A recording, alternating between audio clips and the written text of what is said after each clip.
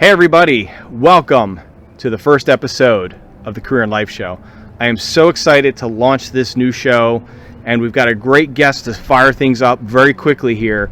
But the Career and Life Show is probably about a year in the making. I was trying to figure out what can I do next? What can I do to really help people grow and learn in their careers and in their life? Because so many people right now are zombies, and I know we've got the coronavirus, this pandemic impact right now, but so many people are stuck more than ever. I think it's a perfect time to launch this new show. And I'm going to be interviewing people, A-list celebrities, CEOs, directors, vice presidents, managers, mom and pop business owners, your local clerk at the hamburger shop or the drugstore, whoever it is. Unique people who have unique stories to talk about what decisions they made in their career and life that made them successful and learning from their failures. And I think it's awesome that we start off and we fire up this show with none other than Jay Doran. Jay's going to talk all about culture, its impact in society, in the corporate world, and the impact you can have on culture. So without further ado, let's kick this first episode off with Jay Doran. Our world is changing faster and faster. Humans are constantly on the go. Over 70% of people are not happy in some way. They're living in the shadows of fear, especially in their careers and life. Are we humans doomed? I don't think so. And that's where I come in. My name is Joseph Stanley Reichowski, otherwise known as Joe Woo. Each week, I seek to uncover what it takes to truly live your life to the fullest by finding out through interviewing people what were their failures and what did it take for them to reach success. Their stories are truly inspiring, and perhaps they'll inspire you to let go of your fear and live your career and life to the fullest.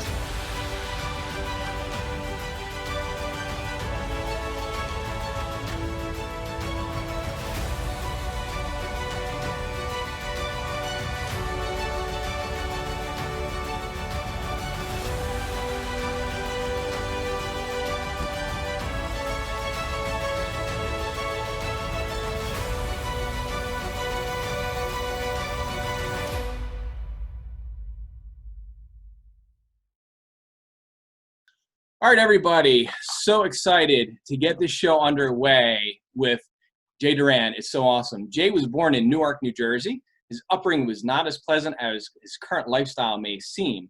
At the age of 20, he managed to turn a gym that was failing into a six-figure business in the matter of 6 months. Truly amazing, and rapidly began to understand the way to success was develop a culture within the company.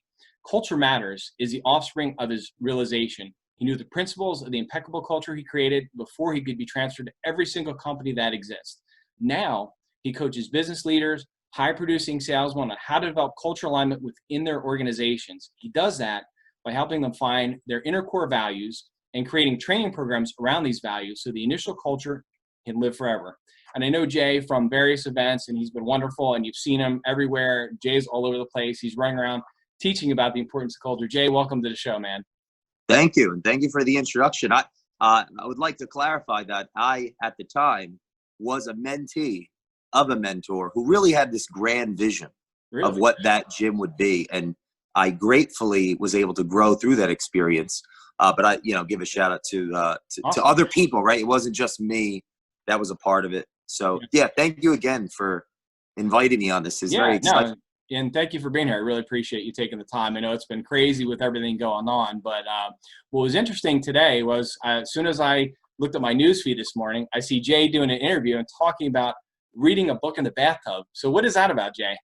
Yeah, so I like to read in the bathtub. I put the heat, I guess hot water, scalding hot, Love up to the point where I'm burning, and I'll read in the bathtub.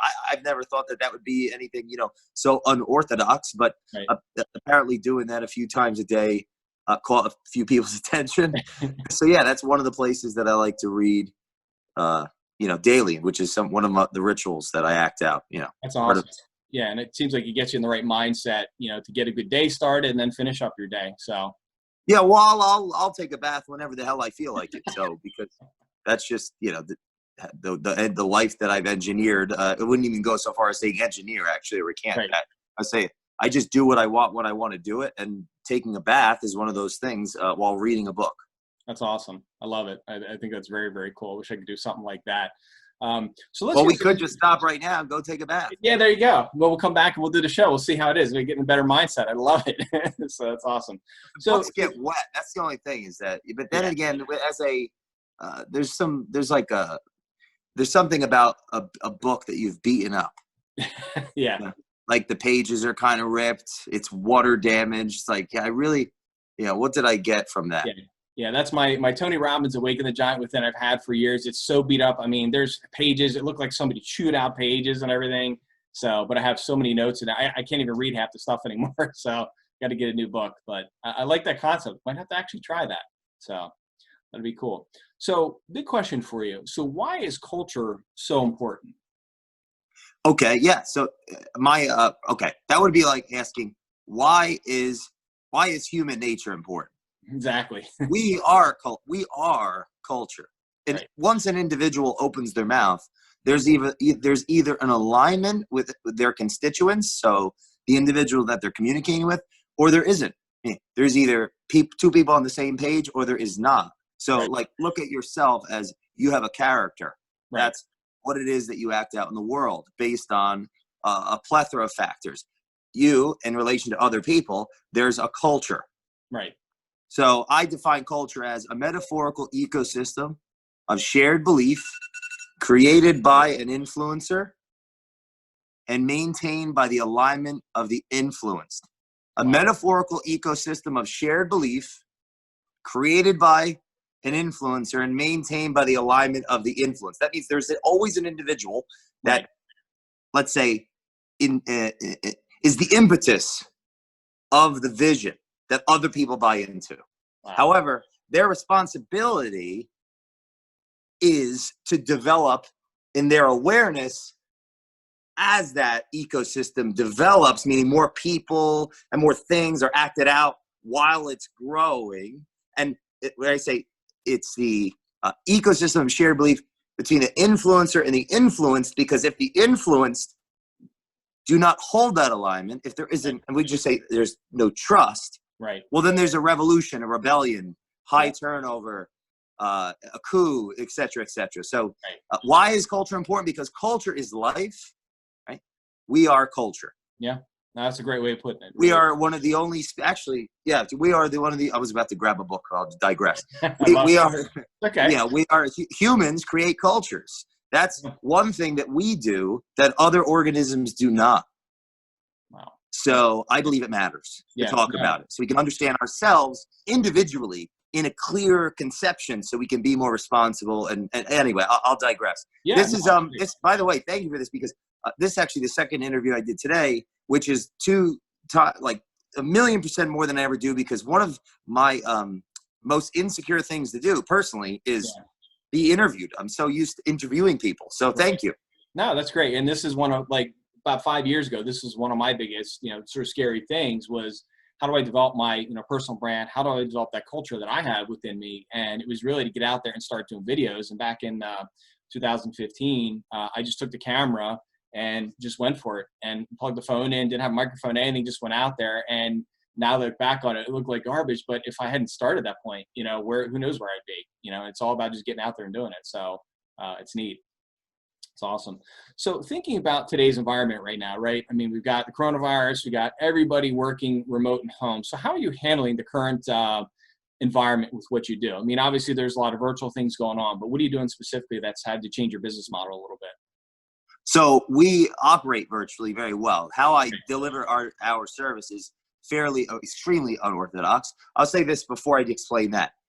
I've realized through this epic pandemic, this external conflict, that I've been practicing social distancing since 91. 91, huh? Yeah, when I was born. I made a decision very young to not be honest with people. To hide in plain sight. And it's very easy to do that the more influential that you are or become based on what it is that you get good at. Right. So how little this affected anything in my life actually made me realize how I should do more of these interviews, so I can share with people, about me, right, rather than just other people. So our business operates virtually. I specifically work behind the scenes with organizations, with the CEO, with the founder. I created 2 theories that work juxtaposed to benefit business culture. I'll explain them. The culture puzzle and the liar lid. The liar lid is about the visionary. The culture puzzle is about 5 ingredients to create alignment, develop a culture without it becoming a tyranny. And those 5 ingredients are the visionary, the story, the language, symbolism, and mediums. Wow. And how I deliver our services, I don't go into an organization explaining them what they should be doing or how they can get better or what they can do or speak to their employees. I do not do that. We are engaged with an organization, and the first step is to listen. So I follow the owner of the organization for a period of time and listen. And I write, I take notes based on every word that comes out of their mouth in relation to every single one of their constituents, their partners, their employees, their clients, and so on. And I create a literal book that I write about them based on their linguistic structures, based on their conversations, that reveals their psychology while delivering the company, their stories, like the journey of the organization, the journey of the hero, which is the visionary, the language of the organization, which would be broken down to like value system, belief, purpose, goal, vision, mission, the strategies of the organization, the mediums, the symbolism, and all of that, blah, blah, blah, blah, blah, blah. Right. I cannot do any of that without listening. Yep. So after I listen, I deliver the book, and then there's a curriculum that we go through for a period of many months, depending on the structure. Gotcha. Yeah, that's interesting. And so basically completely opposite to, the contemporary personal development industry. Right. No, I love it. And that's, I think, what the great thing is, the employer gets this book or just the whole notes of things, and just, it really is a blueprint for them, what's going on, what's happening. I mean, what is the biggest thing that, we sit down with employers and they find that they're shocked at when you come and say, hey, this is what I'm noticing here? Well, so, okay. When we get into that, I'd rather not go into the details because the work that I do with who I do it is confidential. So I'd rather not go into the specifics. But the analogy would be like traditionally, let's say you're going to the coaching space, it would be like what I'm doing, analogous to going into the safari to study a lion versus going into the zoo to study a lion. Meaning, if I were to go to an organization and express what it is that I believe that they could do to be better, that would be like going to the zoo and studying a lion. Gotcha. I'm interested in seeing what's actually occurring. The only way I could do that is by listening. Right. I can speak in generalities, but I wouldn't want to. Yeah, no, I hear you. Details, because of the confidentiality of the professionalism of the work. Oh, yeah, no, absolutely. Because that would contradict my values. Right, and everything you're doing, exactly. Yeah, exactly. But you mentioned listening, and I think that's still such a lost skill, because we bring it up so many times, and it just amazes me how many people say, well, I got to listen better, I got to do this better as a leader. And then, when I even in corporate, when I sat down with managers in the past and said, okay, what do you think you need to do? You gotta listen more, and they come out and say that, and then it just doesn't happen. So it's a lost art right now, is the whole thing. Well, how can we expect them to do if we can't do it in our deliverable? Right. Exactly. Yeah. And with that, one would have to forego the mass gatherings. Right. That's it. Not that there isn't a time and a place for that. It's just that's a different business model, a different industry. Right. I'm not a speaker, a coach, a trainer in those regards. I have those deliverables, like if they were to be of interest of individual, but at bottom, what our core work is focused on is on the culture puzzle, which are the theories of the liar lid of the culture puzzle that I created. Yeah. So we work with a handful of organizations a year and build long-term relationships with organizations in the real estate, mortgage, software, personal development, and home improvement space. That's awesome. So a lot of coaches, like any coaches listening to this, like coaching companies, those are ideal clients for Culture Matters because of the intellectual property that we've developed to enable them to be better teachers. Right. Exactly. So thinking about right now, so, with obviously things shifting more virtual, and, I predicted some point by like 2026, we'd see more of a huge shift into virtual. A lot more things are going to be done virtual. Like I've seen real estate shift there. I could see so many things. So what are some things that companies, can do just to improve that culture, just to improve values and things like that? Is it like you said, more listening? Is it better communicating policies and procedures, things like that? Like, what is it that they can do now more than ever with the shift to virtual? Well, it's generally the answers that we seek are in an attempt to answer the wrong questions. Right. There is no right now. What are we doing? Yeah, we're talking and have a conversation. Yeah. Okay. And how many companies are doing this with their employees right now? Oh, a ton. You see it every day. You see the Zoom pictures on Facebook and things like that. It's everywhere. Yeah. Okay. So, like, for example, I was just asked to do an article for a publication that I'll leave out. And the question was that myself and others that are answering this question for the article are supposed to write about. The question was, this is the exact question. I'm paraphrasing, but I think I got the whole thing. What should employees and employers do? Actually, it's the same question. Yeah. What should employees and employers do to increase culture in the workplace in the virtual world? Right. Then the title of Nothing Has Changed is the title of my article. Because when we go to social gatherings prior to coronavirus, did we bring our phones? Yeah.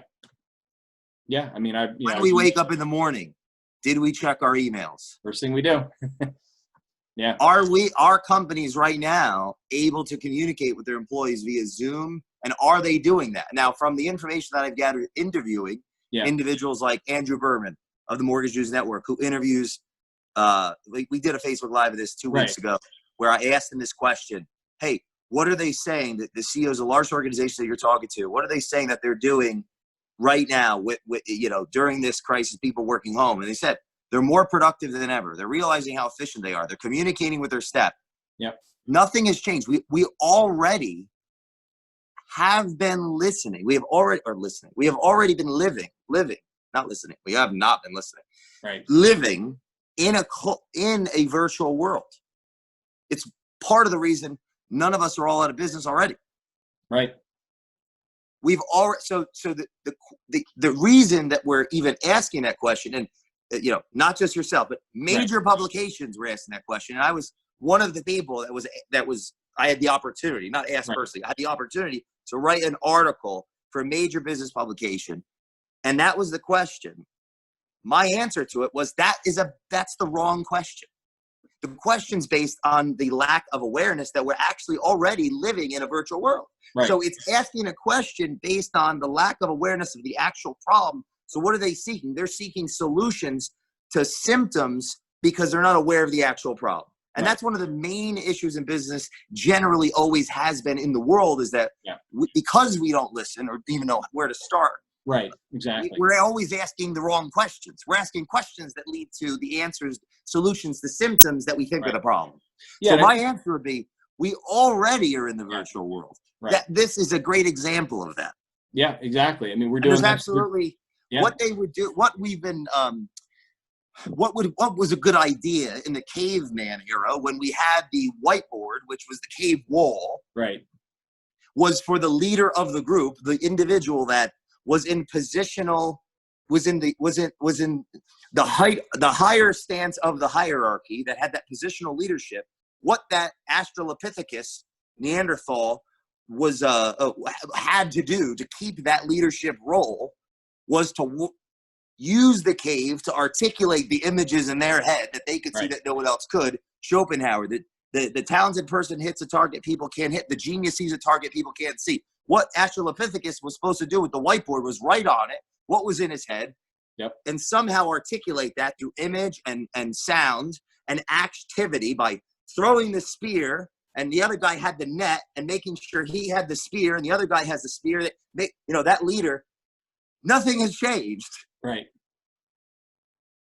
Yeah, no, and I guess the reason why I asked that is because, I've, looking at social media, like I know, like I'm always in a virtual world. I mean, when I'm doing stuff, let's say in the mortgage business, even coaching, I mean, I'm doing Skype, I'm doing, like we're doing Zoom here for clients and things like that. But I've seen a lot of people sort of slack off lately. I've seen it on Facebook where people are just like, hey, yeah, I'm working, I'm not kind of working. And I see the other side of it where I see the huge amount of productivity. Like some of the real estate companies I've seen, they post the pictures of all their Zoom calls. They've even said that, like you're saying, like productivity's so much better. It's through the roof. People seem to be more happy. They're singing on the Zoom calls and things. They're doing what they weren't doing prior because all external conflict. Right.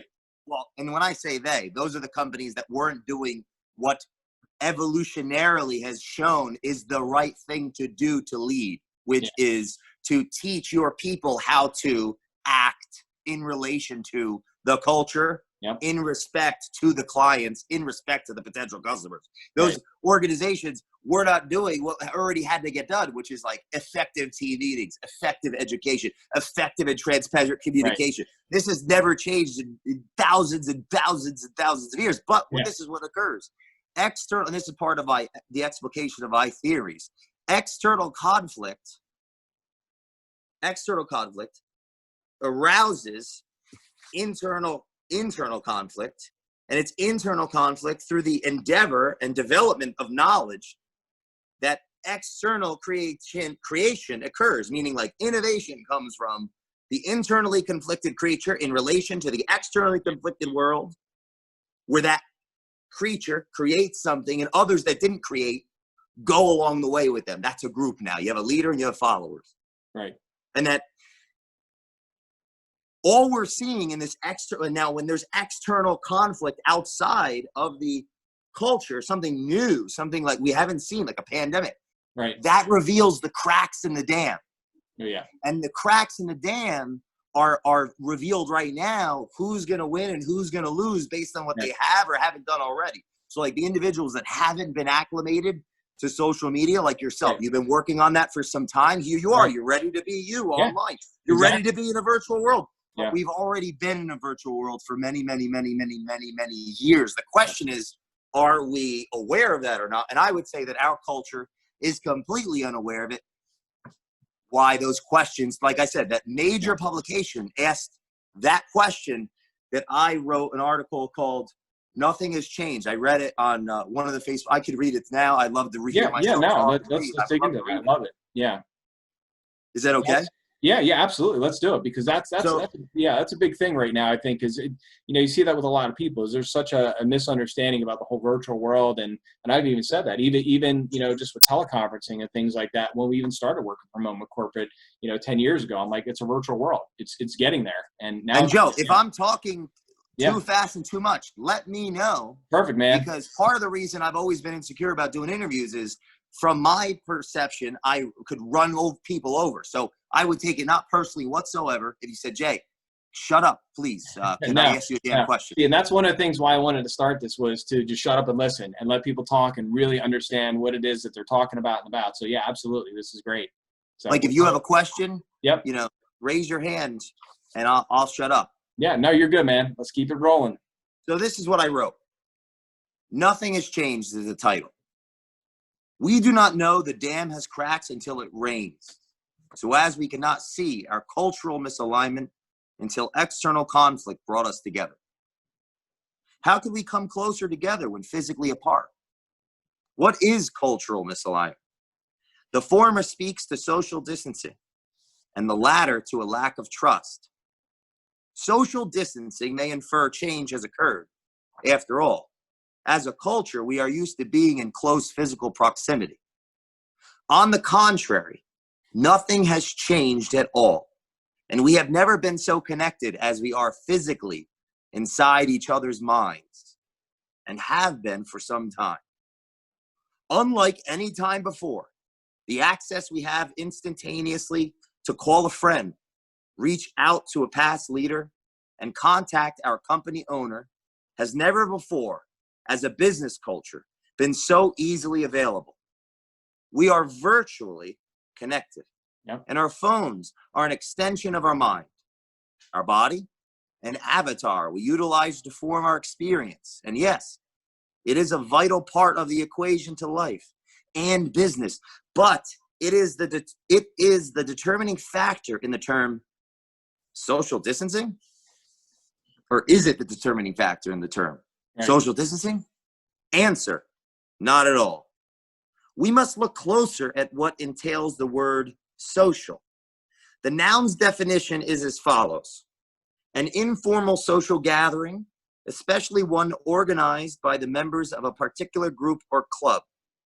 In this definition, the interaction is vague, but the proximal word gathering infers distance or physical closeness.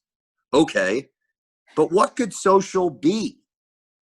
Under adjectives, the second definition of the word social is needing companionship, and therefore best suited to living in communities. For example, we are social beings as well as individuals.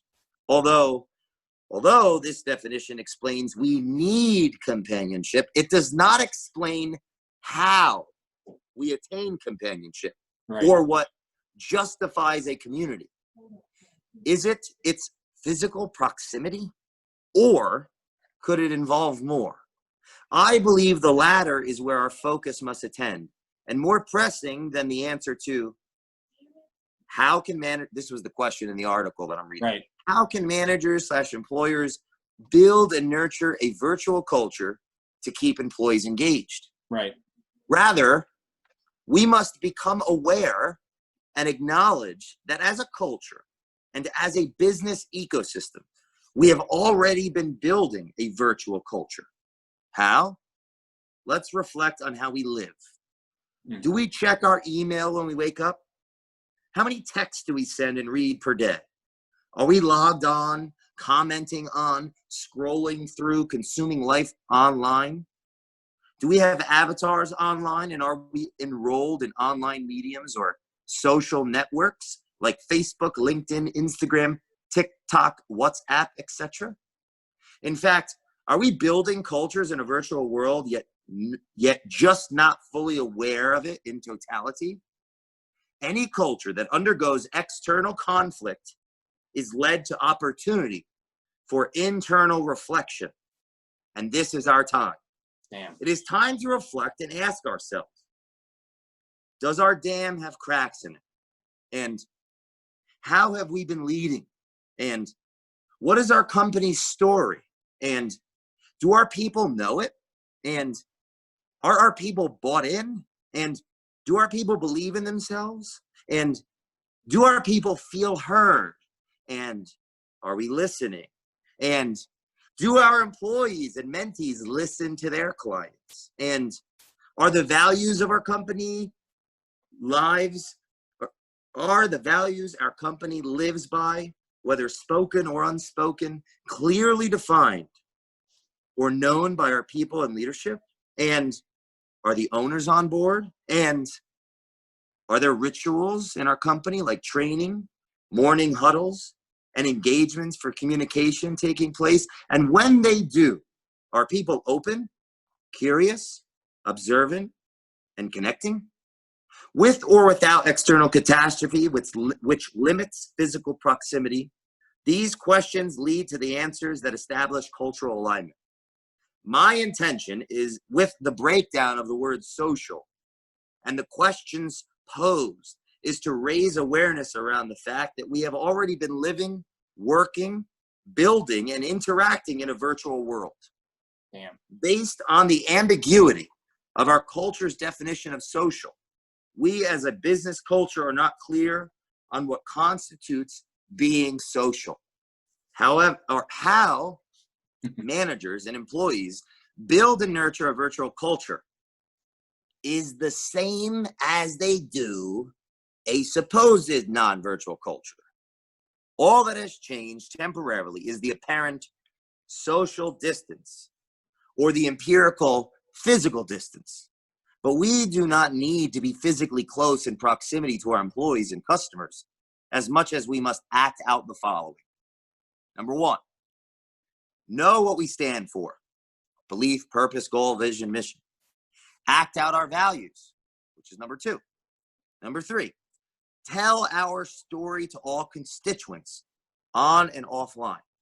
Number four, Ask questions to understand and simultaneously inspire our employees to share and be heard. Number 5, be honest with ourselves, for honesty transcends all mediums. Wow. Number 6, hold meetings that are empathetic, educational, and therefore entertaining. And number 7, communicate transparently and consistently. All that has changed is our belief in change occurring. As a culture, we have been living virtually for years as we physically walk to our community centers, jobs, and gatherings, yet have our phones as a physical need to be with us at all times. If you are one of these people, then you have been living in a virtual world and thus creating a virtual culture. The questions posed hitherto reveal answers to your humanity, regardless of company rank, and therefore those answers will lead to the self-realization needed to uphold the culture you want. The answers will be clear once you exhale. Wow. For now, be aware that your dam has had cracks in it for some time, and the current rainfall is revealing those cracks. If with increased awareness comes more responsibility and vice versa, answer the aforementioned questions and act out your honest answers, because external conflict equals opportunity for creations. If we are open enough to reflect on our internal culture, this is a time in history where we can understand clearly as a culture and as a business ecosystem that nothing has changed. I love that. Well said. I don't believe your question was coincidental, because I believe it's a relevant question in our culture today.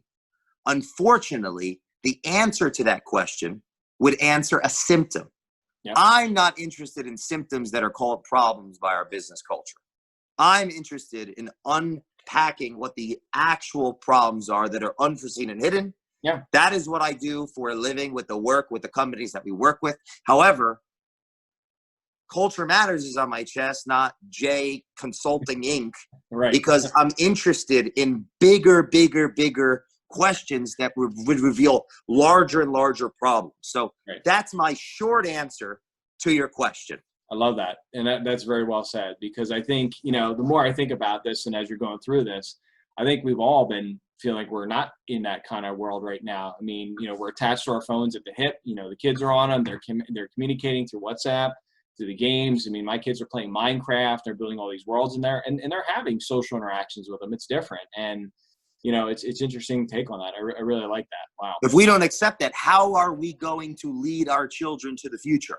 Right. And that's one thing I've always argued with people is I've done, some things on social media, and I've told people, I said, social media is not that bad. It's people are putting out there, and it's exposing, ourselves to what we really are. I mean, people are putting true stuff out there. Sometimes they're putting some crap out there, but the way somebody's saying how they feel about, let's say, President Trump or something, is probably how they feel, and they're throwing it out there. So, and I've argued that point a lot, is that, we are really in a virtual world with social media. I mean, I'm connecting with people around the world, with some games I play, pool and stuff like that. So it's amazing. So yeah, it's not changing our culture whatsoever. It's revealing it. It's revealing it.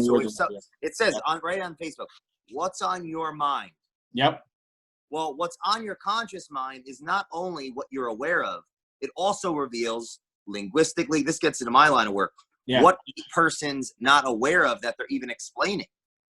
When it says what's on your mind, whatever it is that you're writing on Facebook reveals your autobiography, both consciously, unconsciously. Social media isn't changing us one bit. It's revealing who we are individually and as a collective culture, but we are so unaware of what culture is and so on and so forth that we are stuck with these, irrelevant, conversations. Yeah. So a lot of surface level stuff versus digging in deeper, and that's what I do with coaching is, people in their career digging deeper. It's like, okay, not necessarily you're really afraid of the interview. What is preventing you from, getting into that interview? And there's a lot of deep stuff in there that we reveal. It's amazing to see. So. My interest is uncovering that and filtering it rather than turning it into a weapon or a shield, which is the contemporary the contemporary approach Yeah. to personal development. Right. But Love it. anyway, No, that's great. I know we only have 2 more hours, so Yeah, exactly. whatever Then you're we're going to stop and take a bath and then come back, and it'll be good. So I want to dig into your book, 30 Days of Thought, Culture Matters. I really like the book, how, you know, every day the reader picks a thought, reads it, writes their own thought. I mean, it's very unique in that way. But what I really liked about the book too is just shoot your video. You know, you talked about that right up front on page 1. So what was the thought process in putting that out there like that? I just really like that, because then you go to subsequent pages and you see, remember, do your video. Yes. So once someone has 30 Days of Thought, it's their book. And the reason is because at Culture Matters, we believe when people read to think, write to develop, listen to hear what is unsaid, and speak to let go, they develop more value for themselves and others. So 30 Days of Thought is a medium. It's a tool. Wow. That embodies a process that anyone can do with any text, where they go and look at it and act with it in a way where they're not memorizing what the author said. They're not prescribing to what my advice is or someone else's. They're critically thinking through the experience of interacting with the book. So in 30 Days of Thought, it makes this easy. You read a thought, a page or so, or 2, and then in the book, right next to it, there's room to write your own thoughts. Right. And the purpose of writing your own thoughts is to, well, let's say you read something I wrote or what anybody's writing. Well, that's not even their thought. That's the mental excrement. That's the poop. That's what's on the page. That individual was through a whole, if they even wrote it themselves, which is a whole nother conversation. That individual went through a whole process to put that right on the page there. Wow. Just reading that, the individual's memorizing it at best and isn't thinking, which is ironic because it's the very contradiction of the purpose of reading, which is to think your own thoughts and develop your own self responsibly. So 30 Days of Thought is a solution to an actual problem that I see in personal development, which is idolatry, which is admiration, which is dogma, which is memorization, which is confusion. So you read to think your own thoughts. You write your thoughts in the book, not to memorize what I have to say, to think your own thoughts. And then it shows you how to film your own thoughts. Wow. So that when you put them in the world, we want to shorten the gap between who you are in real life, or let's say, we want to shorten that gap, that great gulf that naturally comes about when who you are in real life all of a sudden changes when that camera's on. Right. That mask. The point of 30 Days of Thought as an idea, as a medium, a tool, is to help the individual raise their awareness and be who they actually are online. So they're not an influencer. Yeah, they may have attention. They're an influential person because they're aware and responsible and have their own thoughts that they're clarifying in the world. And that process never ends. Like that idea never ends. So you read to think, you write in the book or outside it, whatever you want to do. You film your thought. Now, this is important. You watch your thought. Because when you watch yourself doing the video, you look for your contradictions in your speech.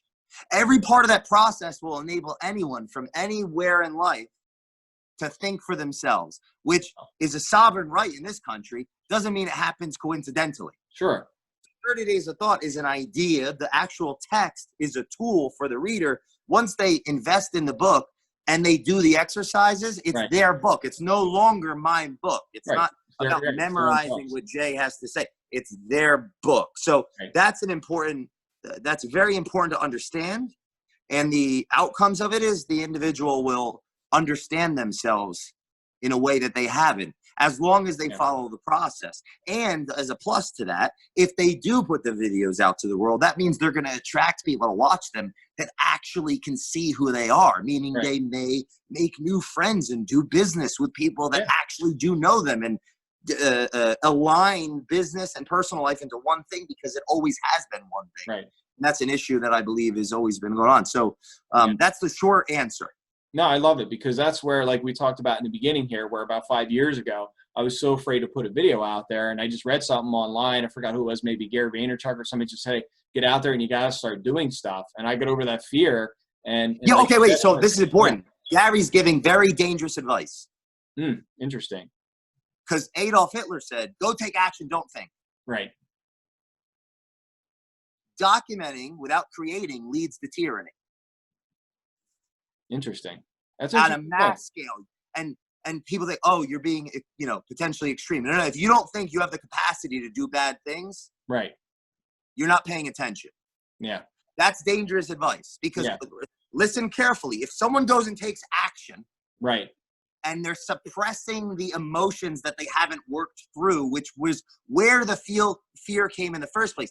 Fear is not only false evidence appearing real. It's actually your conscious saying, right, what is it that I need to be doing to learn from this? And there's actually reasonable reasons to have those emotions. That's part of the reason why they developed over millions of years. Yeah, that's it. So just taking action is a great way to get external results, which actually become the cage of the individual, especially when they have admirers and people that bow down to their every thought, which is exactly the opposite. So to be very clear, if an individual goes and just does videos and puts them out there, which is generally the advice in personal development, an unaware culture, interested in material accumulation without meaningful endeavor, obviously, they're likely to not actually be able to work through whatever it was they were afraid of in the first place that they weren't conscious of.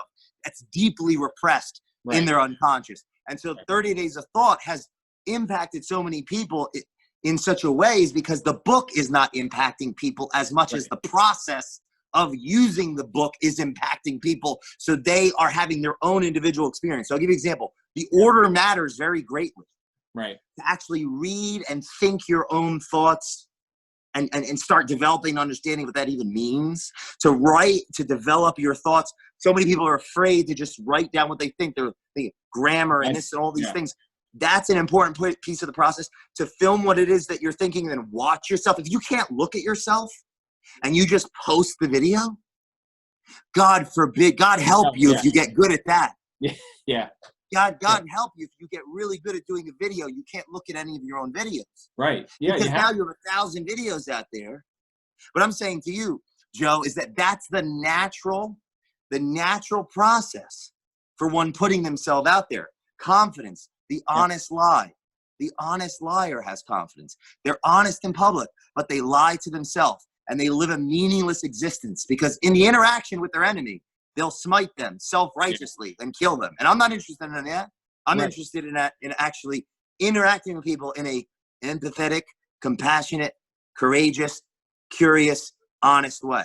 So that advice that Gary gives is wholly dangerous. Now, is he doing it intentionally? No. I believe in his heart of hearts, in his character, loving, good-natured human being. However, just bad advice in relation to what I'm talking about. Yeah, I agree with that. I mean, I like the fact that there's a piece where it's like, okay, go out and take action. But for me, it's like, analyze what you're doing, because when I started looking at all my videos back then, I was like, hey, I got to see what can I do to get better? Is my message, really related to my core? Is it all there? Is it together? Does it make sense what I'm doing? And, you got to improve on it. You got to look at it. And to clarify, I do not know of anyone generally on the influencer stage that isn't giving the advice, the aforementioned advice that Gary is. I mean, that's actually, I believe, attempting to solve symptoms for people that are actually, they're linguistically labeled as problems. Like, oh, you have a problem? You're not getting on video? Just take action. Well, you not getting on video, that's not the problem. That's a symptom of your actual internal conflict that isn't being addressed. Right. So if you go and take action, solving that quote unquote problem, which is actually a symptom that these pseudo experts in that realm aren't aware of themselves, that advice actually makes someone even more dangerous to themselves and others because their success is hollow. Wow. So it's actually, I am a very much a contrarian when it comes to the overall culture. And I believe I am correct without doubt. Right. That my approach which even saying my approach, it's an observation that I've recognized and acted through myself and other, of course, others, the case studies. But I would love for that conversation to take place so I could properly be discoursed around it, so we can come to a greater understanding of what I'm talking about, generally as a business culture. So not to, when I specifically call out, you use Gary as an example, this is about the advice that is given, not about the specific person and their character. Just to clarify, I believe this is generally dangerous, awful advice that devalues the very value system that people espouse in the personal development industry, that actually commoditizes the virtue of every individual, and it creates honest liars, people that are honest in public but lie to themselves, which is a very costly endeavor, because that individual will not have a meaningful existence if they become neurotically prideful and successful. Yeah, because you get out there and you put stuff out there. Hey, look what I'm doing. You start getting followers, and then you're getting into the likes, and you want all that stuff. And it's like, here's an example that proves that what I'm talking about. Right. As soon as someone that's done that and has the followers, as soon as they say, don't listen to the haters. I never walked into a bar and met a hater. I've met different races and ethnicities and genders, but I never met a hater or a critic at a bar. I've, in my weaker years, psychologically called somebody a hater or a critic. Right. So the word hater is a fabrication of man. We're going to learn the most about ourselves, what we are afraid of seeing, from people that linguistically are labeled as the critics or the haters. Right. So as soon as you see an individual in influence saying, don't listen to the haters, that individual is not aware, and the likelihood that they're getting high without that awareness on their own followership and not continuing to grow is high. That's a high likelihood. So that's an example of if someone is where that solution to a symptom that everyone thinks is a problem, that being which, oh, you got to put yourself out there. Why aren't you putting yourself out there? Oh, well, you got to fear. You got to feed the fear with action. Well, that's just going to congeal into, this goes to my other theory, the liar lid. The honest liar. It's just going to congeal into this neurotic pride, this false bravado, this confidence. Yeah. That then when people say, oh, what you're saying is full of it, it's not right, the responsibility falls on the influencer, on the public figure, to dig, to inquire empathetically, to ask questions, to be a leader in action, not in word, not in title. And if they don't do that, and they just say, don't listen to my haters, you have our political system. Yep. So that's just another cultural example. So just so you understand, like, get in the minds of, like, for people, what it is that I do. I get in the heads of the actual leader. There's one of them, which is the sun in the solar system, that where the actual light comes from. That would be the leading figure, the hero in the journey. And I help them recognize by listening, not talking and expounding like I am now. I go and I don't say anything. And I write a book about them and deliver to them who it is they are based on their activities and their language structures, not what they think and say. Right. So, and then, because of this understanding of human behavior, I see a lot of the ironies of the personal development industry. And it's my responsibility, seeing that, to share what it is that I believe. And when people disagree, if they disagree, my actual leadership will be revealed in how I interact with them. Wow. So if you see anybody saying, oh, in a position of power, this person's a hater, this person's that reveals the very irony of the label of a leader. And it's all tethered together, this whole conversation. I got at least 3 more hours. I could get a whiteboard. I love this, man. I know. It's good stuff. So here's a good question for you right now. So I know you talked in Bradley's interview about parents a little bit, parents coaching their kids and things like that, and developing culture within them. What do you see as a big thing that's wrong right now with that? Because the thing that bothers me is I still see this out there, this 6th and 7th place trophies, the kid doesn't win at the claw machine. Oh, well, here's another $1, here's another $1, here's another $1. Kids not experiencing losing. They're not experiencing feel like the culture of just winning and losing. So What do you see with that? Question. Which interview was that with Brad? This was, I guess, when was it? A month ago, maybe, or something like that? Yeah. Oh, was it with Christine too? No, it was just with Brad. So you were with, it looked like in studio with Brad. I didn't see Christine there. This was, I want to say, maybe about a month ago, I think it was. Oh, I'm just curious. Yeah, I don't know when I was in there last. We've done a bunch of things. Yeah, no, I love to read stuff. Shout out to Bradley. I love very. Yeah, I know, I love Brad. Yeah. Yeah. So your question again? Yeah. So my question again is, you see, these parents out there. What are some things that parents can do differently? Because, like, to me, it drives me nuts. You see this, like I said, 6th, 7th place trophies. The parents are always giving the kids everything. They're not, teaching them really the culture of winning and losing gracefully. You don't see that. And I feel like that's why you see a lot of this entitlement out there. So what do you see parents can do differently for the kids to help them with a healthy culture? Got it. Well, okay. So to clarify, I am not an early developmentally labeled child psychologist, to clarify for your audience. So this is my perspective and credibility based on working with children that have children. As soon as a child has a child, by way of language, they're labeled as a what? So as soon as a child has a child, what is the former child called? Well, they're a parent now. I mean, your parent, right? Did they get a degree prior to that? No, there's no degree. Did they pass a course? No, it's just you basically learn from what you've seen. Yeah, you learn from what you see.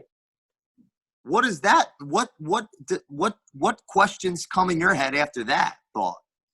Yeah, I mean, it's like, okay, it's like, you learn, so really it's like, okay, where did I learn all this stuff from? Well, I learned it from my parents. I learned it from, people I've been around, I learned it from social groups, where did I see this stuff coming from? So that's kind of where my head goes with that is, especially, when I see that out there, I'm like, okay, where are these people learning some of the stuff from that I see? Well, it's probably, family, friends, aunts, uncles, and things like that.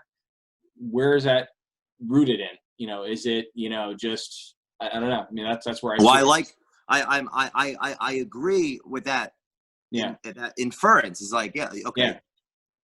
From the culture, we learn to raise our kids from the sociological construct. Yeah. From we don't know where we learned this, but yeah, we haven't taken a test. But by way of language, a child becomes a parent as soon as they have a child. Right. Yeah, you're automatically a parent. Yeah.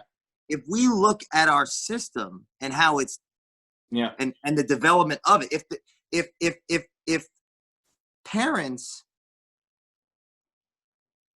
act in relation to their children psychologically, let's just say hypothetically, right now, me, you, and your audience, we're inquiring together. Yep. I'm not giving advice on parenting. Right. I'm inquiring. Let's go with your sentiment of, well, I learned from my parents, and let's go with that approach as part of it. Okay. Well, were your parents in society while they were doing that? Yeah. Yeah. So there's a familial aspect. There's a cultural aspect. Well, where are their kids when they're not at home? They're at the school. Yep. They're doing other activities. After school stuff. Yep. All of this phenomena has to have a psychological impact on the child. Oh yeah. Yeah. So if we look at going into where my focus is, which is studying and observing and working with corporations, which are cultures in the business context, but they're made up of people that are children and have been children and also parents. And we look at all of the literature and empirically proven as accurate data on how to lead and how to manage and what not to do and what to do. For example, in a business setting, if the employees that are doing the worst in the company get raises because someone that's doing the best in the company got a raise. Right.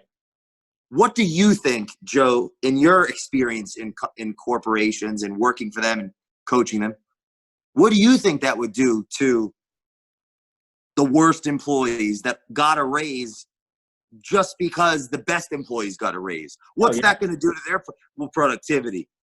Yeah, I mean, if you're the worst employee, you get a raise, yeah, your productivity is going to go up. But if I'm one of the best employees and I see that happen, you know, I'm like, wait a second, why are they getting that when, you know, they're not even showing up to work or they're not even doing anything, you know? Okay, good. Well, let's go with that. So yeah. let's say best case scenario. That's it. I like that case. Yeah. That they got a raise and like in the short term, dopaminergically, you know, dopamine, the cocaine drug, drinking alcohol, you get that short raise and you're like, I'm gonna work really hard and you increase your productivity.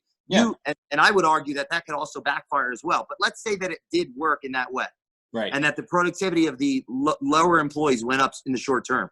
You made a very astute point about how the employees at the top would be like, why are they getting it? Yeah. And now could that potentially create division and argument and conflict? Yeah. Okay. So let's look at that. That's in our, I mean, you have kids, so you could speak to personal examples of those youngsters, but like even just looking at it, inferring about business culture.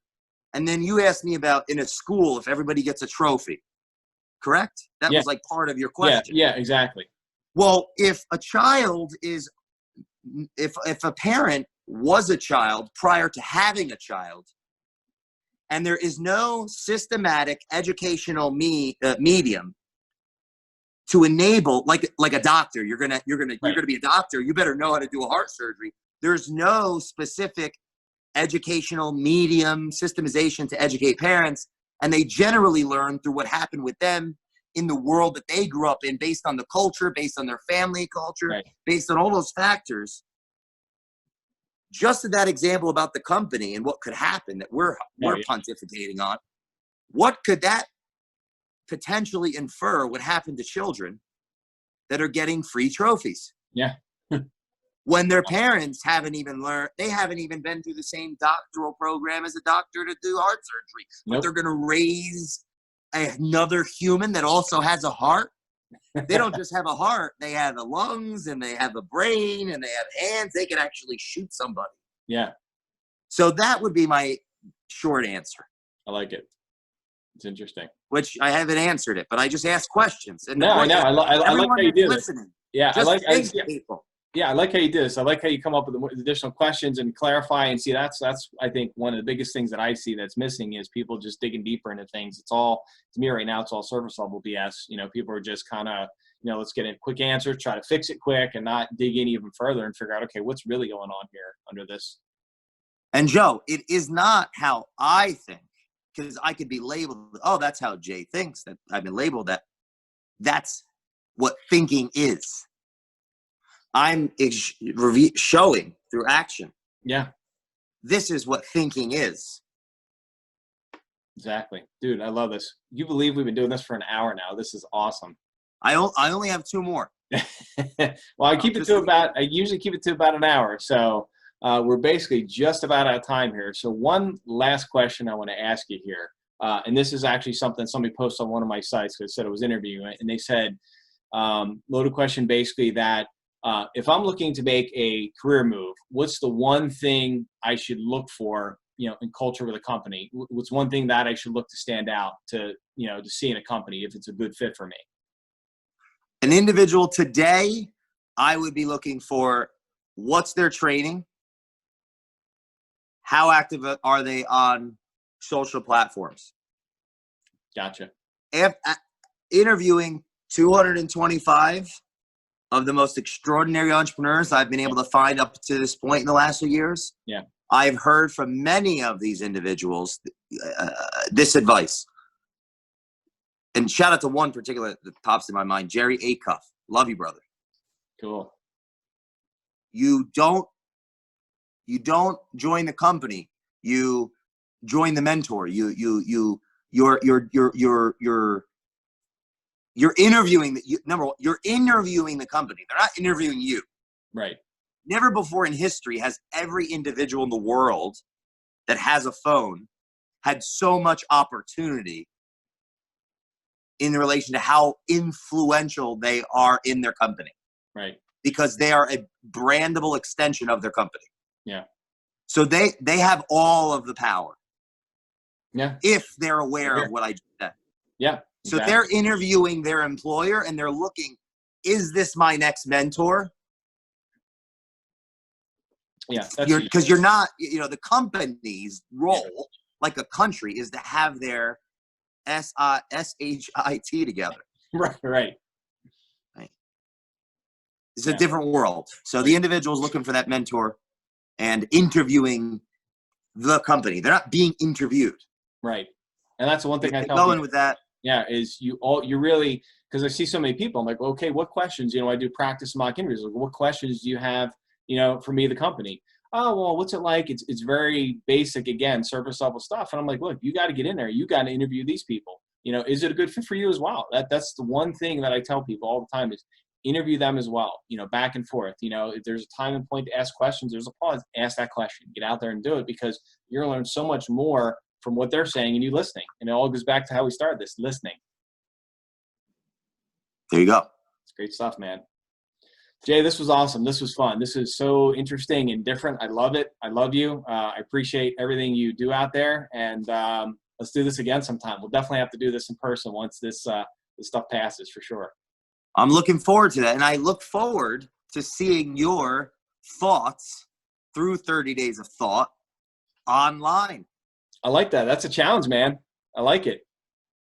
I'm there. Only if you do the process, though. Yeah. And I love doing processes, and I'll dig in. So absolutely. I think that's a good challenge to start for me. So Jay, thank you so much for joining. I really appreciate it. And we'll see everybody next time. Thank you, brother. Thank you so much. Wow. An hour interview with Jay Doran. That didn't go the way I expected it to go, but sometimes that's the best that can happen. Now, I know what some of you are thinking. Why didn't you interject a little bit more? Why did you let Jay, talk? Why did you let him read that article for a while? One of the big principles about this new video series is I want to shut up and listen. And like Jay and I talked about, we have to listen more as human beings. And I think that's one of the biggest problems right now that is happening in society. We're not listening enough. And I really thought I challenged Jay on a couple different things on, is culture really a problem or not? Especially in this environment of being socially distant and being virtual. And I agree with some of his principles, but I do agree that I think there are still some issues with being virtual. Some companies are not doing what they need to do. But as Jay said, you got to dig deeper, dig below the surface, and try and figure out what the core problem is, because it might not always be cultural. It might just be you have a bad manager, or it's bad management. That's not necessarily culture. Hopefully Jay and I will get to do this again. We'll do a part 2. Once everything clears out and this virus is gone, I can get up to Philly and actually sit down face to face with them, because I think that's better. But for now, this is how we do things. And I hope you enjoyed this first interview, and I'll be on to the second now. Take care, everybody, and thanks for watching.